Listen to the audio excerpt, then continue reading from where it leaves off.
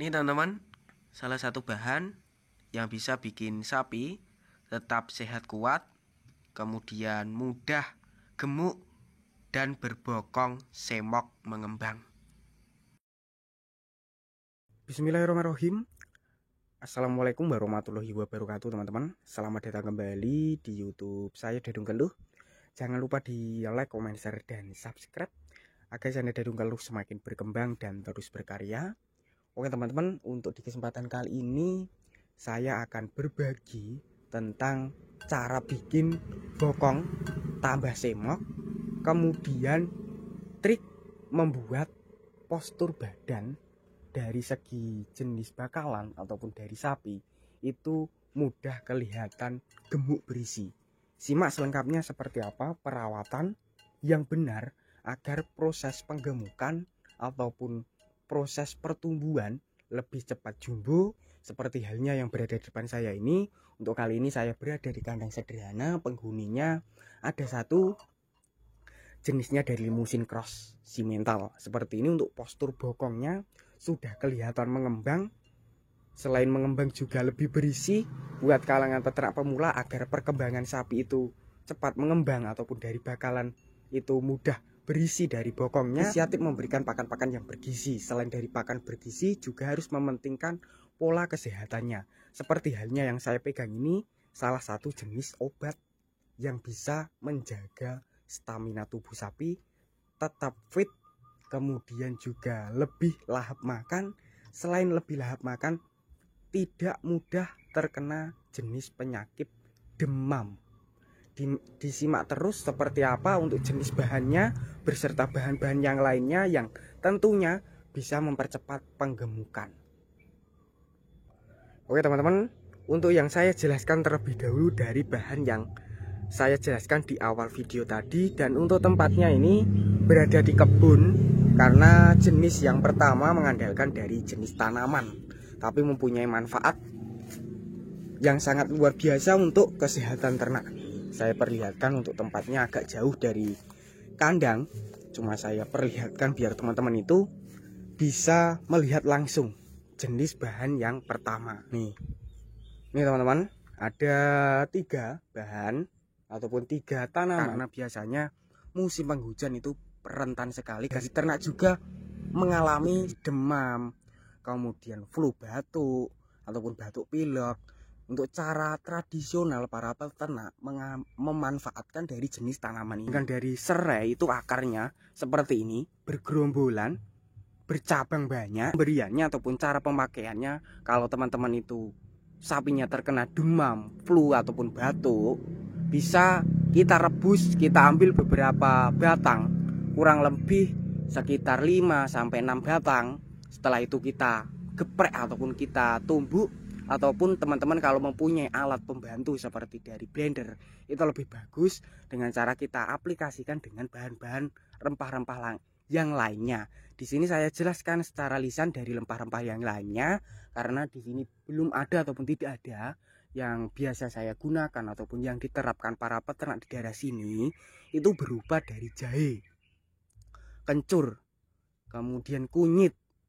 Itu juga bagus untuk kesehatan sapi, bisa melahapkan makan, menjaga stamina tubuh sapi. Ini adalah bahan yang pertama. Nih yang saya jelaskan yang bagian sebelah sini. Ini ada bahan-bahannya seperti ini yang berada di karung-karung ini, salah satu bahan yang digunakan di sini.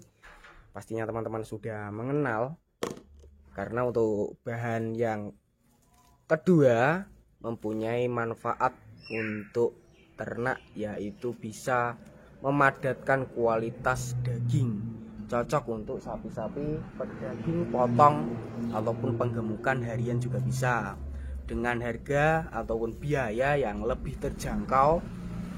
Nih jenisnya sendiri yaitu berupa dari tepung bekatul ataupun dari dedak padi.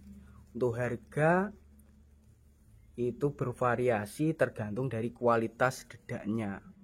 Kualitas halus harga lebih mahal, kualitas kasar harganya lebih murah.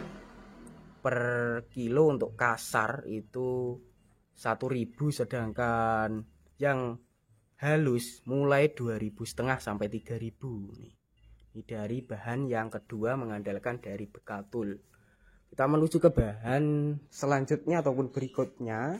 Tuh bahannya berikutnya ini bisa menghasilkan postur bokong, cepat mengembang padi, lehernya juga bagus, mudah berisi, berbobot. Ini cocok juga untuk pakan-pakan harian. Semua jenis ternak dari bakalan, pedetan, breeding ataupun proses penggemukan bagus. Pastinya teman-teman juga sudah mengenal dengan jenis ini. Untuk di sini mengandalkan dari tepung juga, cuma untuk bahan campurannya sedikit berbeda dari bahan yang kedua. Campurannya lebih banyak, yaitu berbagai campuran biji-bijian yang sudah diselip ataupun sudah dihaluskan. Untuk jenisnya sendiri mengandalkan dari pakan jadi atau konsentrat ini. Konsentrat untuk penggemukan dan pengembangan postur badan. Untuk harga bervariasi teman-teman. Yang digunakan di sini ini harganya yang standar 150. Kadang-kadang harganya itu yang diberikan di sini ada yang 190 seperti ini untuk karungnya, tapi yang digunakan kali ini harganya yang standar yang 150 karena untuk bahan-bahan campurannya itu masih banyak lagi. Kita menuju ke bahan yang terakhir yang berada di kandang. Saya perlihatkan karena untuk bahan yang terakhir ini bisa bikin sapi itu mudah kenyang, bergizi, kemudian juga bagus sekali untuk campuran penggemukan. Oke teman-teman, kali ini saya sudah berada di kandang lagi dan salah satu bahan yang terakhir berada di karung ini. Di sini mengandalkan bahan-bahan limbah, cuma untuk bahan limbahnya ini mempunyai kandungan yang bisa bikin sapi itu mudah kenyang. Selain mudah kenyang, juga berprotein ataupun bergizi. Dari jenis limbah tepung, cuma sudah menjadi bubur. Untuk buburnya sendiri sudah terpisah dengan airnya. Jajinya tidak terlihatan terlalu kental, tapi mempunyai manfaat yang sangat luar biasa untuk sapi.